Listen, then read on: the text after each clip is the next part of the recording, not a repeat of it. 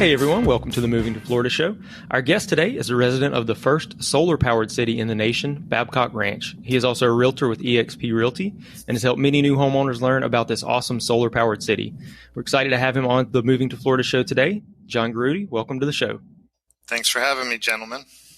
Yeah, absolutely. We are looking forward to learning about this solar-powered city. I think we've mentioned it on the show before, but really we know nothing about it, so we're really excited to learn today.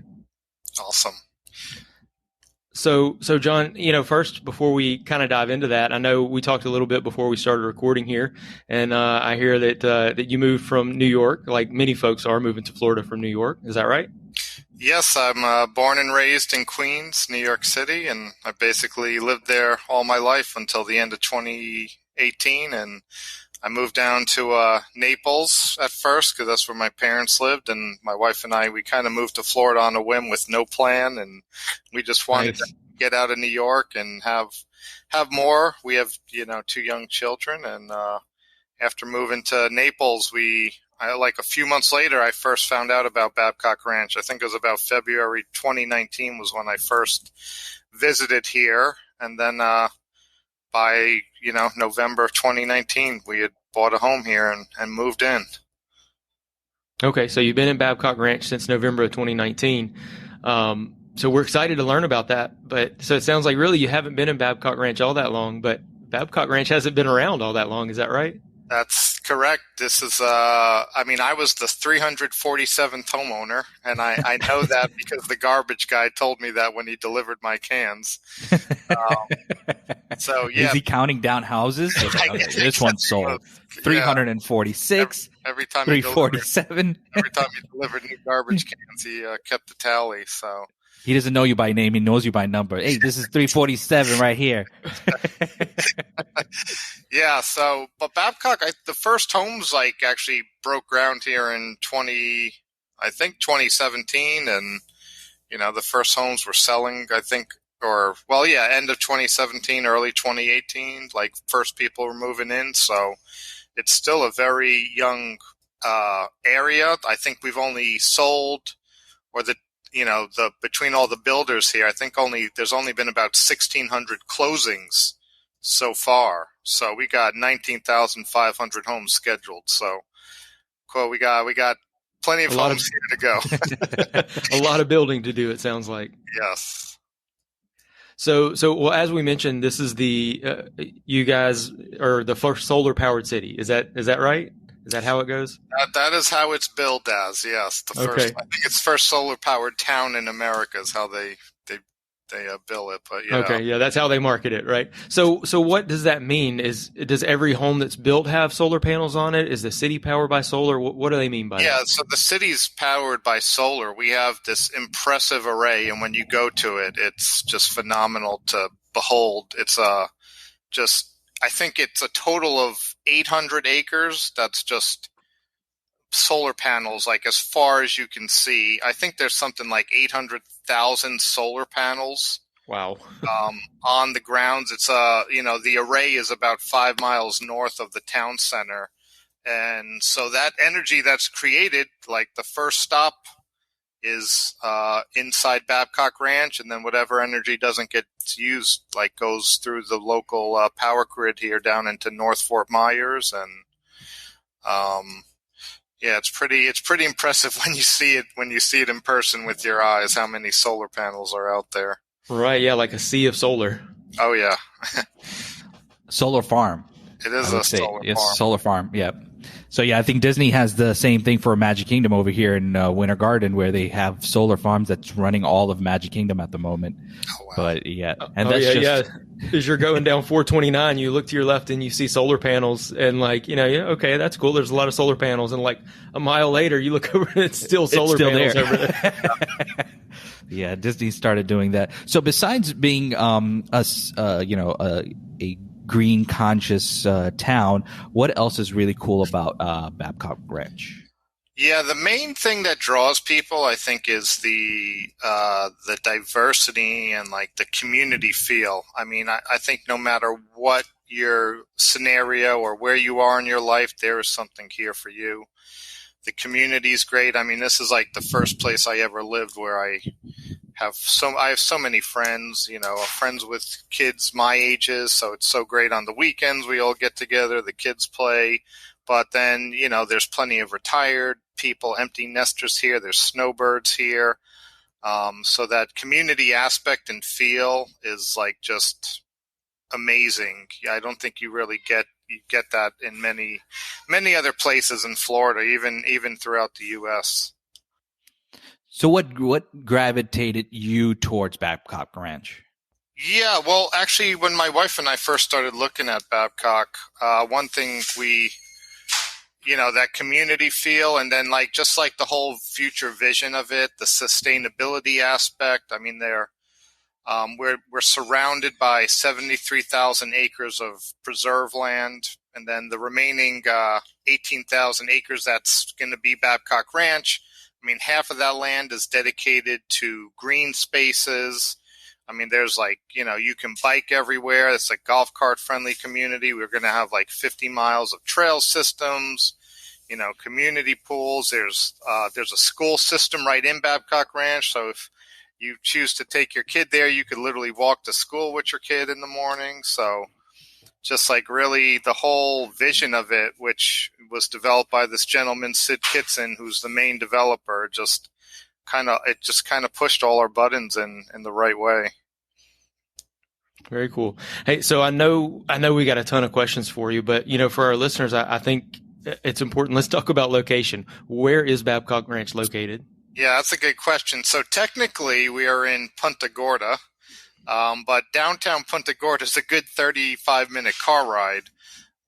If you look at our zip code, it's gigantic, 33982. But we're 35 minutes from there. We're 35 minutes from Southwest Florida International Airport. About 25 minutes outside of downtown Fort Myers on the Caloosahatchee River. Right next to Cape Coral. So we're here in Southwest Florida. Okay, very cool. So you definitely have a true Floridian climate there in Southwest Florida. You never get those cold winter days. No, not really. I mean, it got down into the 40s for about a week here, and yeah, that was about as cold as we could tolerate. Nobody went outside. Yeah. Now, you mentioned that there's a ton of builders that are building homes over there. Now, is there a particular style that they have to follow, or each builder has their own set style? Yeah, well, we mainly have production builders, so big guys like Lennar and Pulte and Meritage. So they all have their models. Each builder brings different models to each neighborhood, and then each neighborhood, usually it's they have two lot sizes. It's either a 50-foot or a 60-foot lot. Normally your 60-foot lots, those handle the 3-car garages. The 50s handle the 2. Some neighborhoods have smaller 40-foot lots, which are tiny single-family homes. The one nice thing is everything is built to Florida green design standards. So you have to have a minimum bronze rating to build here. And then some of the builders even achieve the platinum energy rating, which is really cool. So Meritage, they do all electric homes, and you could get a 2,000 square foot home that only costs about $70 a month in electric to run all year long. So, wow, yeah, that's saying something in Florida summers, right? Right. Is there any tax incentives for people to move? I know you're not an accountant or anything by any means, but is there any kind of incentive besides being in the green area to move in there, whether it's tax or kind of any kind of other incentive? No, the only incentive is living in an amazing community. So yeah, no, well, yeah, there you go. Incentives, yeah. I was reading on here. You guys have some large nature trails, and now we know Judson likes to be outside for most of the time. So, have you been on some of the nature trails, and what do they look like? Oh yeah, they have some going through the preserve, which it's all woods. I mean, what's cool, people who live next to the preserve, I mean, they see all the wild nature out here. I've seen trail camera pictures of people with panthers and wild hogs and deer, coyotes. I mean, you get it all out here, bobcats. So it truly is real nature. You hear the coyotes howling at night down here. Plenty of alligators. We see rattlesnakes once in a while. Whoa. So it's that part's really cool, in my opinion. You get a lot of people who are like not native to Florida that it freaks them out, like alligators and rattlesnakes. But the trails are awesome. They're all the trails, the way they make them, you can bike them or you can walk them. I mean, I would take my stroller out on them when my kids were younger and go hiking. So it's really awesome. They have some other trails around around lakes, and they've got dog parks. So it's really, everything here is really built around supporting like an active outdoor lifestyle. What other parts of it are coming? I mean, I saw a little glimpse of a golf course coming in there. Yeah, we have one golf course community right now. I heard there's going to be 2 more golf courses built here in time. And just, the goal here is just everything you'll ever need is going to be here one day. I mean, we already have a fire station, an EMS station, a mobile police station on site. We're going to have, once there's 5,000 homes built here, there's going to be a hospital on site. Right now we have like a general practice through Lee Health right on site. I mean, they just opened the first Publix at the end of September, October. We've got all retail coming in now, restaurants, BurgerFi's opening, Starbucks is coming. Cool. Yeah, so I think in total there's going to be about 1.6 million square feet of retail space here. So the whole goal is just to have every possible thing you could need to live your life right here in town. Yes, when I was looking at the marketing materials for Babcock Ranch, it mentioned staying in the bubble. What is that? Yeah, everybody here calls this place the bubble because it's just so unique and different. I don't know why we call it the bubble, but is it the Truman Show down there? Well, it kind of is, but it's funny because when you're just messing around on Facebook and Facebook groups and local groups, everybody thinks it's a giant cult up here and stuff like that, which it's totally not. But yeah, it's definitely, right now it's one of the big negatives of right now is that you do have to drive far to get just about everything except groceries right now. Mm-hmm. And the first 2 years I lived here, I was driving into Fort Myers to get just about everything. So all those people who first moved here were very brave because there was basically nothing here. Not even a grocery store. Yeah, not even. They had a little convenience store, but that was about it. And the developer, when he built the town, he built this nice town square. Lee Health opened up a gym, that general practice, a little convenience store, and a restaurant. And that was all that was here the first basically year and a half or so I lived here. And then they started, once Publix opened, some other restaurants opened there. And now I heard Ace Hardware's coming here. And I heard they're going to have a gas station on site, a car wash, and all these other, I heard maybe a Home Goods, Target. So all that stuff's coming. We just still have such a young, population here that it can't really support a lot of other businesses yet, but that will change in time. Yeah, absolutely. As the residents grow, the retail will grow to follow them. I mean, that is what always happens in these new areas. That makes me think of Horizon West that we have here in the Winter Garden area. It's just now gotten to the point where the retail is really starting to infill and catch up with everything.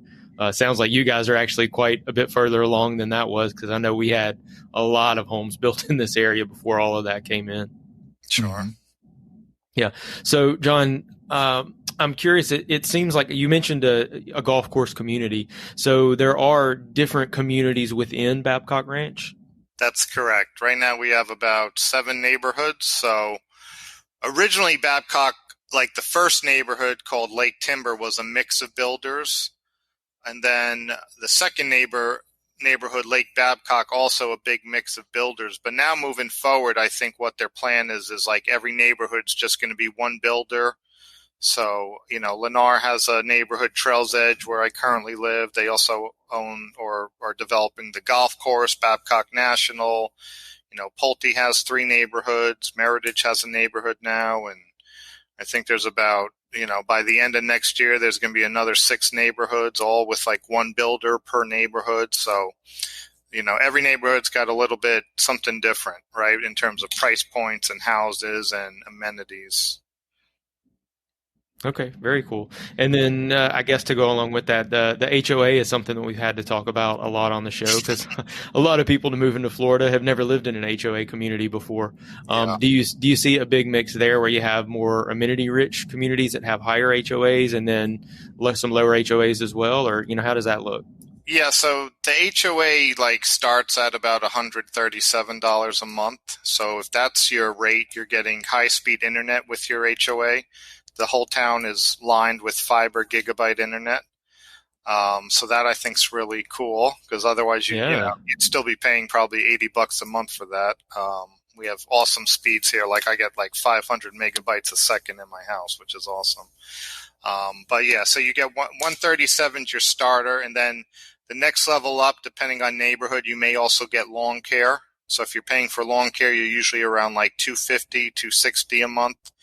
And then once you get into the gated communities, it's usually another $100 a month to have the gated aspect. There's a few communities that have automated security gates, and then the golf course is the highest because that's a bundled community. So you're paying for golf with your HOA dues. So there, if you have a house, you're paying about $650 a month. If you're living in a condo, it's about $770 a month right now.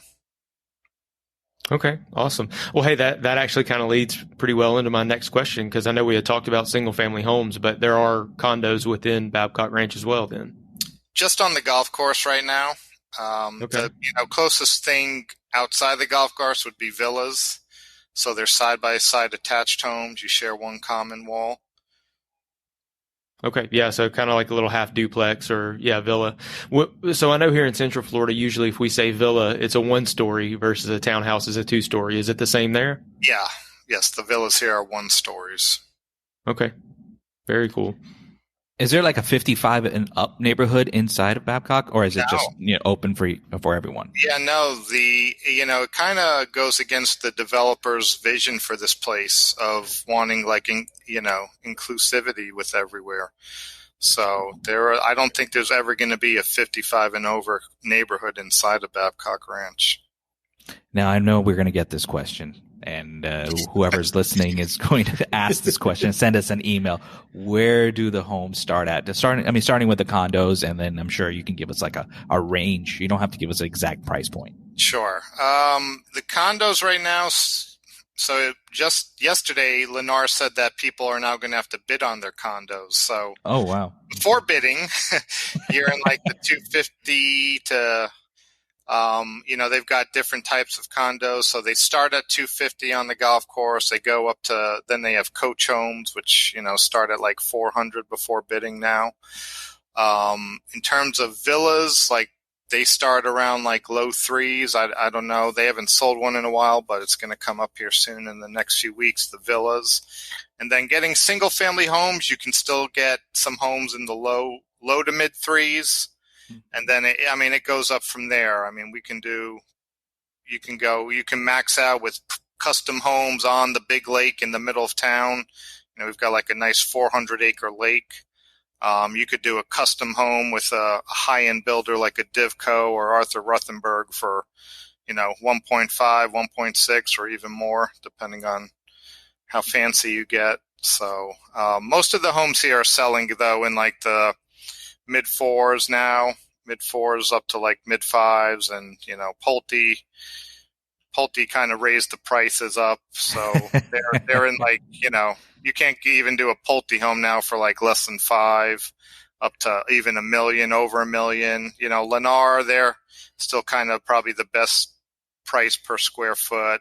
But even their ranchers, a 2,000 square foot rancher with Lennar now is $450,000. Mm.